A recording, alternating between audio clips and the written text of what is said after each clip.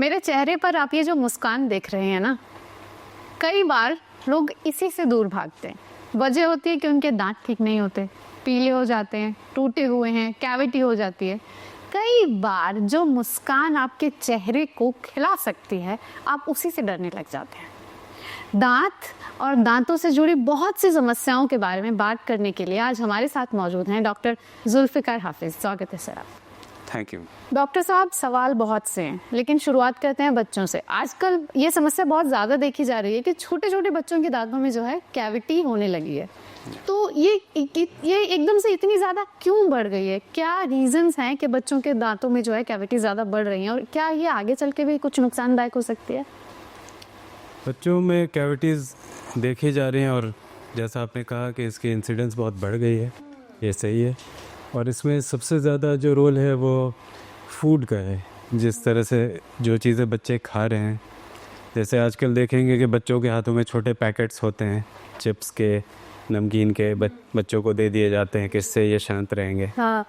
और कुछ साल पहले तक ये देखा जाता था कि कोल्ड ड्रिंक के बॉटल्स भी बच्चे लेके घूमते रहते थे। अब तो ये कम हो गया। इसकी वजह से क्या होता है कि हर वक्त उनके मुंह में एक एसिडिक एनवायरनमेंट होता है। ये जो चीज़ें हम खाते हैं जैसे, तो बैक्टीरिया इनको फर्मेंट करते हैं। They are easy carbohydrates basically, simple carbs हैं ये जी। और ये बैक्टीरिया जो होते हैं माउथ में, ये इनको इजीली एसिड बना देते हैं इनसे, और जिससे कि ये दांत गलते हैं। ओके। तो फ्रीक्वेंट फूड एक बहुत बड़ी समस्या है बच्चों के साथ कि हर वक्त मुंह में कुछ ना कुछ है और वो चलते फिरते खा रहे हैं और वो चीज़ें दांतों से चिपक रही हैं, दांतों में एसिड, माउथ में एसिड बना रही हैं। एक एसिडिक एनवायरनमेंट है। प्लस बच्चों के दांत बहुत छोटे होते हैं, उनमें एनामल भी कम होता है, तो इसकी वजह से भी ये दांत जल्दी ख़राब हो जाते हैं। As early age like 2 years, 2 साल के बच्चे, 2.5 साल के बच्चे भी हमारे पास आते हैं जिनके दांतों में कैविटीज़ की प्रॉब्लम। आपने बात की बच्चों के दांत छोटे होते हैं और वो जल्दी खराब हो जाते हैं, क्योंकि उनमें मिनरल कंटेंट, साइज छोटा होता है। जी जी।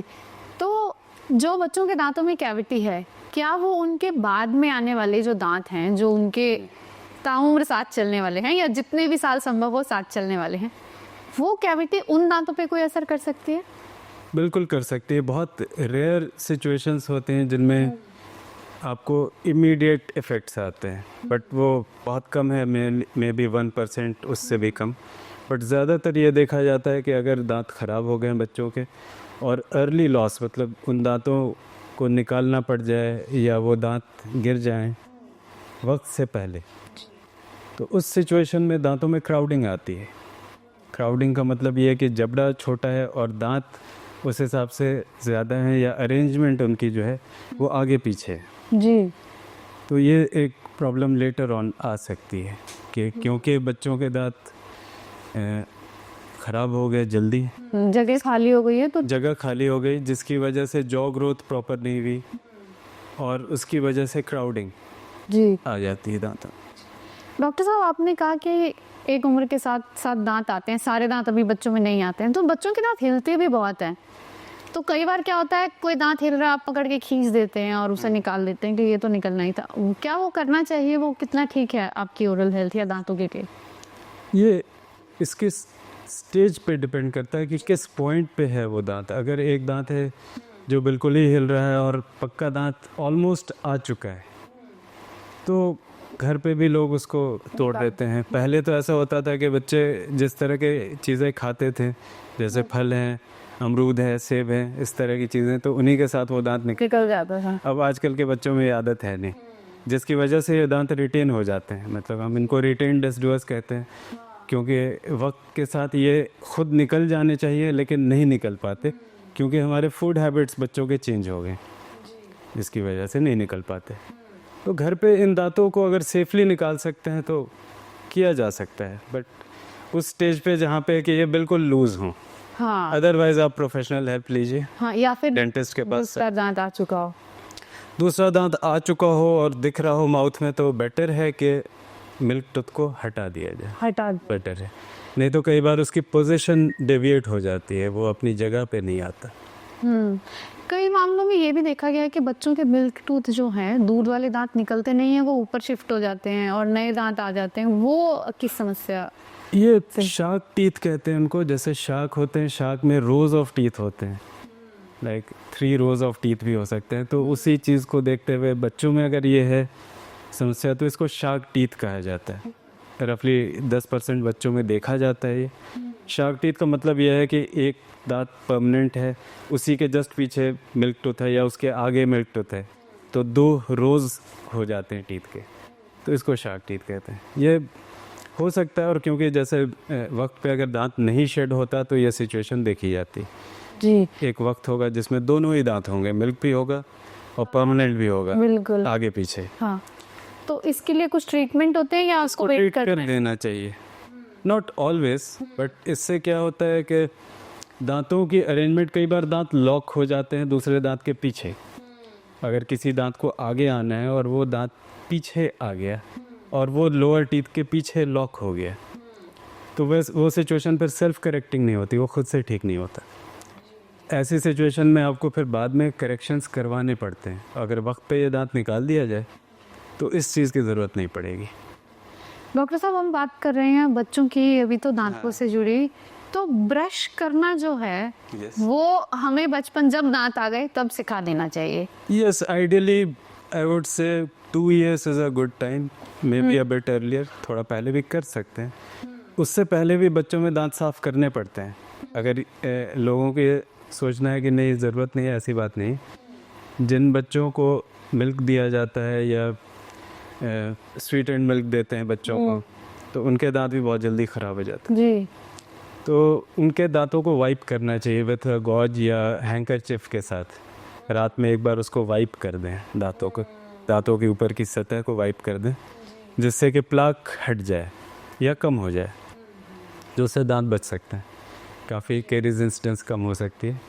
और जब बच्चा इस लायक हो जाए कि वो ब्रश कर सके, तो हैबिट इंट्रोड्यूस कर देनी चाहिए ब्रशिंग की। बेस्ट तरीका यह है कि माँ बाप भी ब्रश करें, तो देख के बच्चा खुद कोशिश करेगा ब्रश करने की, वो इमिटेट करता है अपने पेरेंट्स को, बच्चे इमिटेट करते हैं। तो सिर्फ बोलना हेल्प नहीं करता कि जाओ ब्रश करो, बेटर है कि आप खुद ब्रश करें, तो उससे बच्चे में ये हैबिट आती है कि ये करना है। रात में कोशिश करें ब्रश करने की। आपने कहा कि रात में कोशिश करें, अब कोई कहते हैं कि सुबह सबसे पहले उठते ही आपको ब्रश करना चाहिए, तो राइट टाइम क्या है कि, और कौन सा अगर आपने मिस कर दिया, जैसे कई बार होता है कि सुबह वाला तो ज़रूरी है, रात को अरे ठीक है नहीं हुआ तो मॉर्निंग में हो जाएगा, तो राइट टाइम क्या है ब्रश करने का? सुबह बिना कुछ खाए या रात को सोने से पहले? सबसे इम्पोर्टेंट टाइम है रात में, आफ्टर योर लास्ट मील।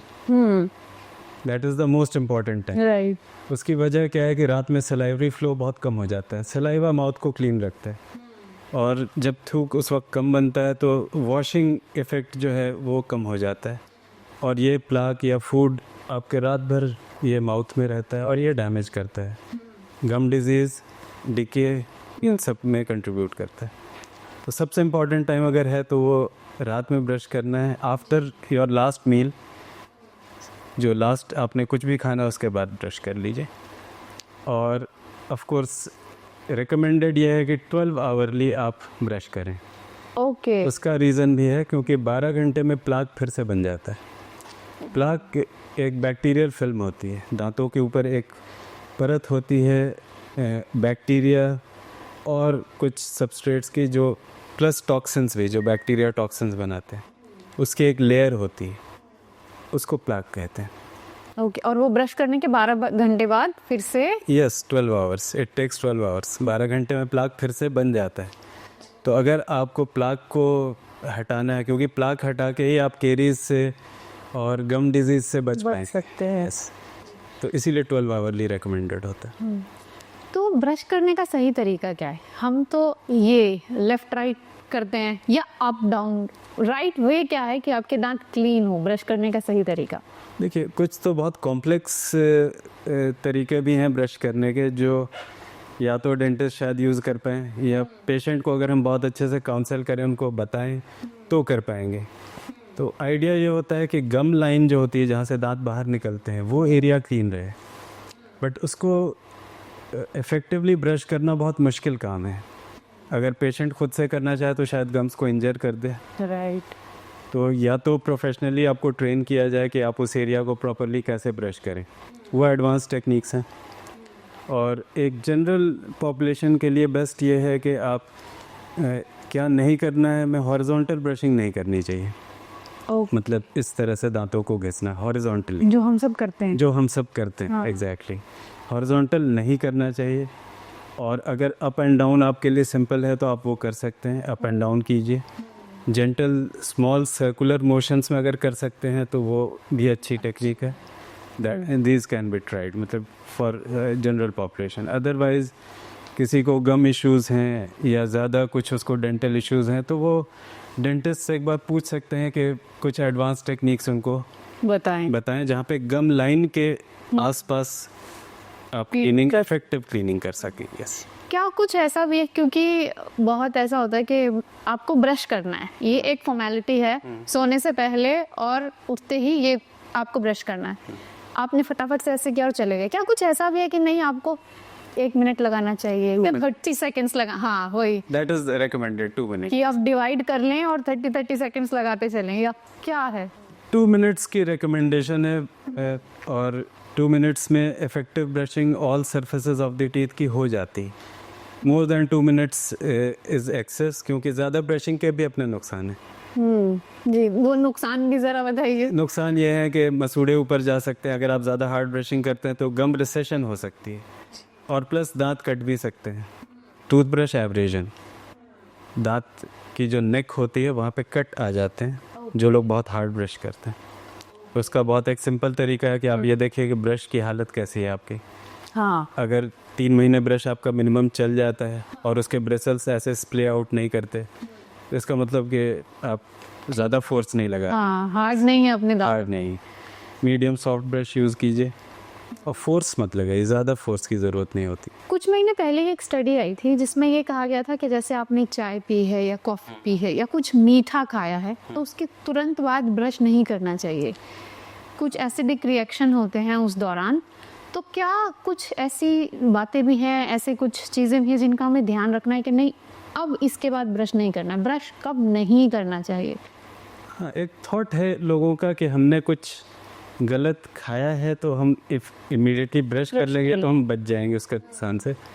इसमें स्वीट्स तो नहीं आते, जैसे आपने अभी बताया कि नॉट रियली, क्योंकि वो एसिड इमीडिएटली नहीं बना सकते, उनको टाइम लगता है।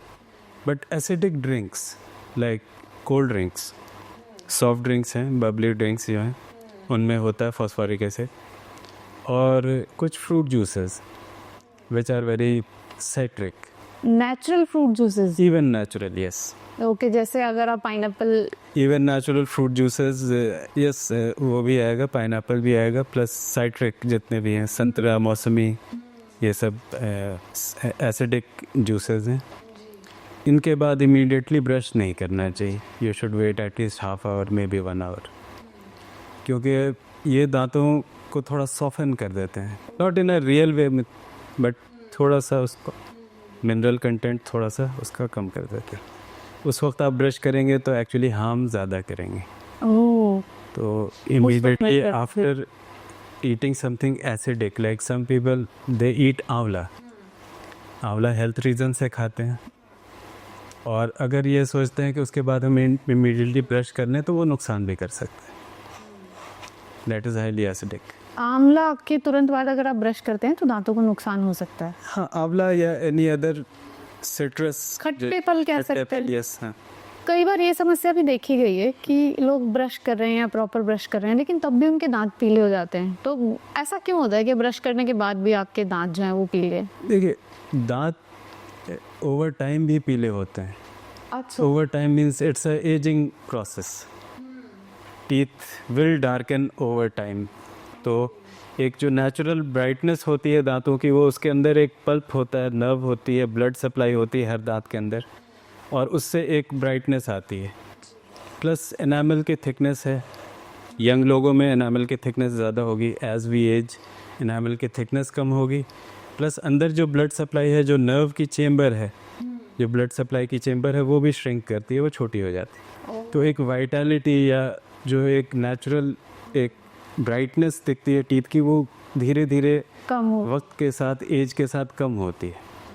ये एक नेचुरल प्रोसेस है, तो उसके लिए उतना वरी नहीं करना चाहिए।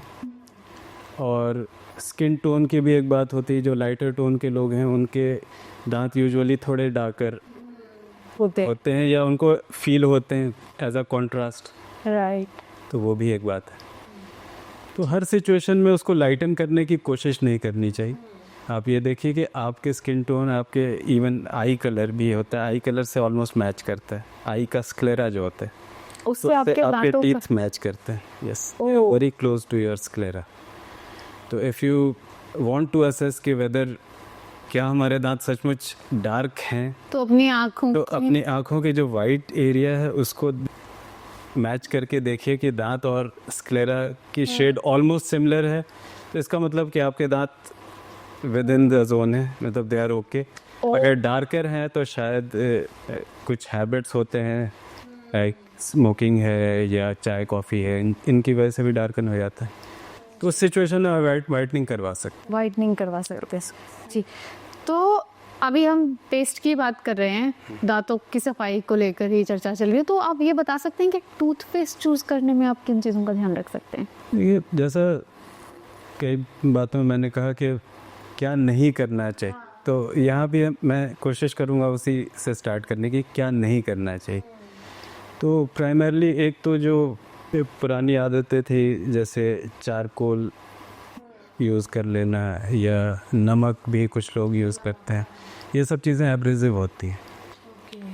ये घिसते हैं, सतह को ज़्यादा घिसते, ये नहीं करना चाहिए। फिर टूथ पाउडर्स आते हैं नेक्स्ट। लेकिन कुछ तो लोग पूछते हैं कि क्या आपके पेस्ट में नमक है? ये एक मार्केटिंग गिमिक है। हाँ।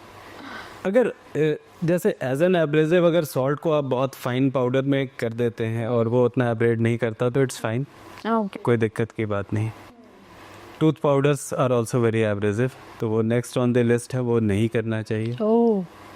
थर्ड नंबर पे आयुर्वेदिक पेस्ट आते हैं, मोस्ट ऑफ देम, तो उनमें भी एब्रेसिव कंटेंट काफ़ी ज़्यादा होता है। तो I won't take any names, but ठीक, in general they have a higher abrasive content. दांत ज़्यादा घिसते हैं ये पेस्ट, ये भी नहीं करने चाहिए। उसके बाद आपके पास कई सारे पेस्ट्स आ जाते हैं जो नॉर्मल एफएमसीजी प्रोडक्ट्स हैं, कंज्यूमर प्रोडक्ट्स हैं, वो आप यूज़ कर सकते हैं। इंडिया में ऐसे रेगुलेशंस नहीं है एब्रेसिवनेस के, बाहर की कंट्रीज़ में हैं, Europe and America, they have regulations कि आपके पेस्ट में इससे ज़्यादा एब्रेजन नहीं हो सकता। अच्छा। यस, अगर है तो आपको उसको मेंशन करना होगा। तो क्या हमारे जो इंडिया में टूथपेस्ट आते हैं उनमें उन मानकों से ज़्यादा होते हैं एब्रेशन? हाँ, कई सारे में उनसे ज़्यादा है, जैसे मैंने बताया आयुर्वेदिक पेस्ट है, और ज़्यादा है। यस, ओके, तो हमें उन्हें अवॉइड करना चाहिए। हाँ, इसीलिए आपको, क्योंकि आपको एब्रेसिव कंटेंट आपको मेंशन नहीं होगा, बिकॉज हमारे यहाँ वो एक कॉस्मेटिक प्रोडक्ट है, it's not a pharmaceutical product, right. तो उस पर ज़रूरी नहीं है लिखना। तो आप उसको मार्केट भी कर सकते हैं, आप कह सकते हैं कि ये आयुर्वेदिक है, या आप एक फॉल्स मार्केटिंग भी कर सकते हैं, जो चीज़ें रियल नहीं है आप उनको क्लेम कर सकते हैं। डॉक्टर साहब, ब्रश करने के बाद भी बहुत ज़्यादा केसेस देखे जाते हैं डेंटल कैविटी के, तो क्या रीज़न है कि अभी कैविटी इतनी ज़्यादा लोगों में बढ़ रही है? फूड हैबिट्स हैं सबसे ज़्यादा, रॉ फूड नहीं है, कम है। रॉ फूड, हाँ। रॉ फूड की अपनी एक सेल्फ क्लेंजिंग एक प्रॉपर्टी होती है। अगर हम एक नेचुरल फ्रूट खाते हैं, फाइब्रस कोई फ्रूट खाते हैं, वेजिटेबल्स खाते हैं, तो उसकी एक नेचुरल एक क्लीनिंग एबिलिटी होती है, वो दांतों को साफ़ कर देता है। और इसी चीज़ को अगर हम प्रोसेस्ड फूड्स ज़्यादा खाते हैं तो ये इफ़ेक्ट नहीं देखा जाता। तो प्रोसेस्ड फूड है, प्लस शुगर्स हैं, प्लस सिंपल शुगर्स हैं। सिंपल शुगर्स दांतों से चिपक जाते हैं और कैरियोजेनिक होते हैं, मतलब इजीली वो कैविटीज़ बनाते हैं। बैक्टीरिया उस पर बहुत जल्दी एक्ट करते हैं, वो एक फर्मेंटेबल एक शुगर होता है, उसमें एसिड बन जाता है जी। और ये रीज़न है। तो अगर आपके दांतों में कैविटी हो गई है तो सबसे पहले क्या करें आप? देखिए, कैविटी जिस पॉइंट पे पेशेंट को पता चलती है, उस पॉइंट पे ऑलरेडी वो एक ठीक ठाक मॉडरेट कैविटी तो एटलीस्ट हो ही जाती। ये अनलाइकली है कि पेशेंट को पता चल जाए, इनिशियल केरीज उसको पता चल जाए, ये नहीं कम ही होता है। नहीं हो पाता, ये डेंटिस्ट ही बता पाएगा कि यहाँ पे भी केरीज स्टार्ट हो गई। पेशेंट्स को यूजुअली उस पॉइंट पे पता चलता है जहाँ पे खाना फंसने लगता है, तो उस पॉइंट पे उनको पता चलता है। या दर्द होने लगता है। हाँ, दर्द होने की पॉइंट पे तो फिर रूट कैनाल्स वगैरह करने पड़ते हैं और अदरवाइज कैविटीज़ को फिल करना पड़ता है। जी, तो दांत में अगर आपको ऑल ऑफ अ सडन दर्द हो गया है तो आप उससे कैसे छुटकारा पा सकते हैं? कि अगर आपकी कैविटी है, आपको रियलाइज नहीं हुआ या आपने देख ली थी और आप बस अवॉइड कर रहे हैं। कॉमन सिचुएशन है, जब तक के पेन नहीं होता तब तक लोग रिपोर्ट नहीं करते। राइट, कॉमन है। और उस पॉइंट पे पेशेंट लेवल पे आप बहुत ज़्यादा कुछ कर नहीं सकते। ओके। लौंग का इस्तेमाल लोग करते हैं दर्द से राहत पाने के लिए। देखिए, लौंग एक ऑप्टेंडेंट है। ऑप्टेंडेंट का मतलब यह है कि वो नर्व फाइबर्स को ब्लॉक कर देता है, जो पेन है उससे भी ज़्यादा बड़ा स्टिमुलस देता है, जिससे कि वो नर्व अब पेन से रिएक्ट नहीं करती, तो इस तरह से वो पेन को सप्रेस कर देता है। इमीडिएट रिलीफ के लिए आप यूज़ कर सकते हैं, मतलब वो एक ट्रीटमेंट नहीं है, वो सिम्टोमेटिक रिलीफ है। ऐसा नहीं होगा कि उससे आपको इलाज हो जाएगा, राहत मिल जाएगी, पर राहत ठीक नहीं होगा, रिलीफ मिल जाएगा, लेकिन उसके बाद आपको प्रोफेशनल हेल्प लेनी पड़ेगी। कई बार दांतों में झंझनाहट की भी समस्या होती है, वो उसके पीछे क्या क्या वजह हो सकती हैं? झंझनाहट की वजह एक तो हमने देखा है कॉमनली कि सबसे कॉमन कॉज जो अभी देखा जा रहा है वो, जैसे मैंने बताया, आयुर्वेदिक पेस्ट, उससे कई लोग रिपोर्ट कर रहे हैं उनको सेंसिटिव टीथ हो रहे हैं, और वजह यही है कि उस पे एब्रेजन ज़्यादा हो रहा है, जिसकी वजह से दांत सेंसिटिव हो रहा है। तो समझना ये ज़रूरी है कि किस वजह से सेंसिटिविटी है, कैविटीज़ से है, गम रिसेशन से है, टूथब्रश से एब्रेजन है उसकी वजह से है, या सिर्फ एक डेंटिनल हाइपर सेंसिटिविटी जिसको हम कहते हैं। जी, कई बार कुछ लोग बहुत ठंडा कुछ ले लेते हैं तो उससे भी उनको एक कुछ टाइम के लिए सेंसिटिविटी हो जाती है। तो कॉज समझना बहुत ज़रूरी है कि क्यों है, और अपनी तरफ से कोई होम रेमेडी अगर आपने कुछ किया या कोई पेस्ट यूज़ कर लिया तब भी सेंसिटिविटी है, कंटिन्यूड है, तो बेटर है कि आप चेक करा लें कि किस वजह से हो रही है।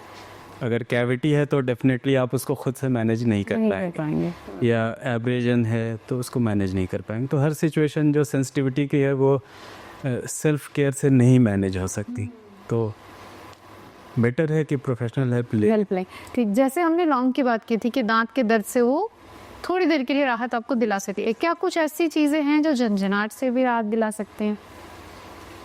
कोई होम रेमेडी तो नहीं है। हाँ, बट ओवर द काउंटर आपको टूथपेस्ट वगैरह मिल जाता है, उनसे राहत मिल सकती है। बट जैसे मैंने कहा, कॉज की बात है, किस कॉज से? अगर कैविटीज से है तो शायद रिलीफ नहीं मिलेगा। एक होम रेमेडी होती है जिसमें कि आप बेकिंग सोडा को फॉयल पेपर पर रखते हैं और उसे कुछ देर के लिए अपने दांतों पर रखा जाता है, फिर उसे हटाकर ब्रश किया जाता है। ये रेमेडी को आप क्या कहेंगे कि ये ठीक है, कर सकते हैं, या नहीं ये तो बिल्कुल ही नहीं करनी है, आपके दांतों को बहुत नुकसान पहुंचा सकती है? ओकेजनल यूज़ कर सकते हैं बेकिंग सोडा का। अब ये टेक्निक तो मैंने पहली बार सुनी है कि मतलब फॉयल पे रख। हाँ, ये बहुत यूज़ होती है। अच्छा, बट बेकिंग सोडा से कई बार लोग टीथ को रब करते हैं। ओकेजनल यूज़ आप कर सकते हैं, रेगुलर यूज़ के लिए रेकमेंड। दांतों को हेल्दी और मजबूत बनाने के अगर आप कुछ टिप्स दे पाएं? हेल्दी और मजबूत आप बना नहीं पाएंगे, बट आप हेल्दी मजबूत रख सकते हैं। हाँ, किस तरह? क्योंकि नेचुरली टीथ जिस कन्फिग्रेशन, जिस तरह से आपके हैं दांत, दे आर यूजुअली हेल्दी, तो आप कोशिश ये कर सकते हैं कि इसको इसी लेवल पे लंबे समय तक हेल्दी रखा जाए। हाँ, और उसमें यही है कि इफ़ेक्टिव क्लीनिंग हो दांतों की। ओरल क्लीनिंग आप, जैसे मैंने बताया, 12 आवरली प्लाक कंट्रोल कर लें, उससे यूजुअली गम डिजीज़ और कैविटीज़ दोनों से ही आप काफ़ी मतलब उसके इंसिडेंस कम कर सकते हैं। ज़ीरो करना तो बड़ा मुश्किल है। और दूसरा है फूड हैबिट्स। जी, वो चीज़ें ना लें जिससे दांतों को नुकसान होता है। और वो चीज़ें कौन सी हैं जो दांतों को नुकसान पहुंचा सकती हैं? Lot of like simple carbohydrates, sugars जो होते हैं। शुगर ज़रूरी नहीं है कि स्वीट ही हों। जैसे कि एक नमकीन का पैकेट है, नमकीन तो नहीं, जैसे प्रोसेस्ड आजकल जो दूध को इसमें काउंट कर सकते हैं क्या कि अगर आप नहीं, दूध को काउंट नहीं कर सकते दांतों के लिए? नहीं, दूध इज़ हेल्दी। ओके, दूध इज़ हेल्दी। लेकिन ये मिल्क प्रोडक्ट्स थोड़ा बहुत आपके टीथ को रिमिनरलाइज भी कर सकते हैं। ओह यस, दांतों को हम ऐसा समझते हैं कि दांत एक रिजिड स्ट्रक्चर है, उसमें कोई इन एंड आउट नहीं हो रहा, बट ऐसा है नहीं। स्मॉल अमाउंट्स में टीथ मिनरल लूज़ करते हैं। जब भी आप खाते हैं, जब भी आप कुछ ड्रिंक करते हैं, तो थोड़ा बहुत मिनरल कंटेंट लॉस होता है और फिर वो रिकवर भी होता है।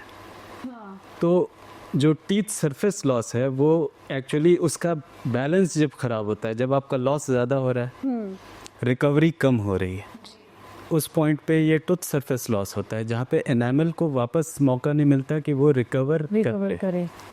और ये चीज़ आपके कैविटीज़ में भी देखी जाती है। जैसे बच्चों में कैविटीज़, जैसा आपने कहा, बहुत जल्दी होती है, बहुत जल्दी दांत डैमेज होते हैं। उसकी वजह यही है कि उसको मौका नहीं मिल रहा रिकवर करने का। अगर बच्चे इस फ्रीक्वेंसी से नहीं खाएं कि हर वक्त माउथ में कुछ फूड है, तो शायद उसको रिकवरी का कुछ और केरीज उतनी स्पीड से ना बढ़े जी। और ये मतलब ग्रोन अप्स के लिए भी ये चीज़ है कि आप उसको रिकवर करने का थोड़ा टाइम दें। कुछ ऐसी चीज़ें कंज्यूम करें, जैसे डेयरी है तो dairy helps, dairy can provide a bit of recovery to that. Doctor साहब, कई केसेस में ये भी देखा गया है कि जब आपकी अकल दाढ़ आ रही हो तो कुछ इन्फेक्शन इस तरह के हो जाते हैं, स्वेलिंग बहुत हो जाती है, पेन बहुत रहता है। तो जब अकल दाढ़ आ रही हो उस दौरान आपको किन चीज़ों का ख्याल रखना चाहिए? बहुत ज़्यादा आपके कंट्रोल में नहीं है, क्योंकि अकल दाढ़ की क्या डायरेक्शन है और क्या उसके पास इतनी जगह है कि वो पूरी तरह बाहर आ जाए, ये चीज़ें पेशेंट कंट्रोल में नहीं है। और कई बार जगह नहीं मिलती अकल दाढ़ को पूरी तरह आने की, और वो पार्शली इरप्टेड होता है, मतलब आधा आता है आधा नहीं आता। तो इस तरह के दांत काफ़ी परेशान करते हैं और अक्सर ये दांत टेढ़े होकर के लॉक हो जाते हैं। ओके। अपने आगे वाले दांत के पीछे ये लॉक हो जाते हैं क्योंकि ये स्ट्रेट नहीं हो पाते। इन सिचुएशंस में पेशेंट के पास कोई ऐसा तरीका नहीं है कि वो इस सिचुएशन को अवॉइड कर सकें। तो अगर ज़्यादा दर्द हो रहा है तो आप डॉक्टर से कंसल्ट। हाँ, यूजुअली एक्सरेज किए जाएंगे, उसकी पोजीशन लोकेशन देखी जाएगी, और अगर रिपीटेड ट्रबल है कि एवरी 2 मंथ्स स्वेलिंग हो जाती है, पेन हो जाता है, तो फिर उसको निकालना होता है।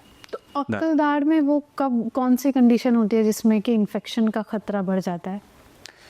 जब ये पार्शली इरप्ट होगा, जब ये दांत पूरी तरह बाहर नहीं आएगा और इसके ऊपर एक गम की कवरेज होगी, उस सिचुएशन में ये आपको रिपीटेड ट्रबल देता है, बार बार इसमें इन्फेक्शन होती है क्योंकि उसके ऊपर एक फ्लैप है जो क्लीन नहीं हो पाती।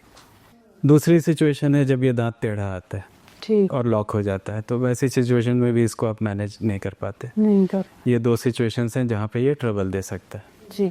तीसरी भी एक सिचुएशन है कि ये दांत पूरी तरह हड्डी के अंदर है और वहाँ पे ये कई बार उसमें एक सिस्ट बन जाती है, तो वो भी एक सिचुएशन है, बट कम इंसिडेंस है उसकी। अच्छा, मैं भी एक बार डेंटिस्ट के पास गई थी, मुझे भी अकल दाढ़ से जुड़ी ही कोई समस्या थी, तो उन्होंने कहा कि इसको निकलवा दो। मैंने कहा मेरा एक दांत कम हो जाएगा, मैं कैसे खाना चबाऊंगी? तो उन्होंने कहा अकल दाढ़ का कोई मेजर रोल नहीं है नहीं, ये समस्या ही बढ़ाएगी। तो क्या वाकई ऐसा है कि अकल दाढ़ आ गई है और थोड़ा बहुत कुछ ऐसा है तो उसको टाइमली आप निकलवा दें?